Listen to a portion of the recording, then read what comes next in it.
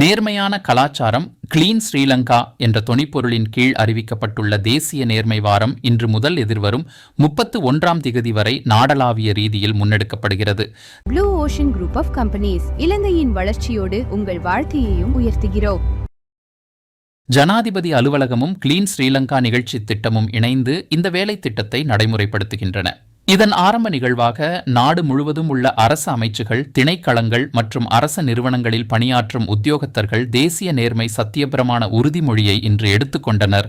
அதேபோன்று கிளிநொச்சி மாவட்ட செயலகத்திலும் மாவட்ட செயலாளர் தலைமையில் அதிகாரிகள் மற்றும் ஊழியர்கள் கலந்து கொண்டு தேசிய நேர்மை உறுதிமொழியை எடுத்துக்கொண்டனர்.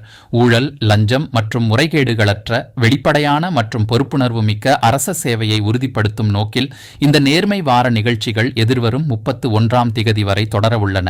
ஒவ்வொரு நாளும் தனித்தனி கருப்பொருள்களின் கீழ் முன்னெடுக்கப்பட உள்ளது.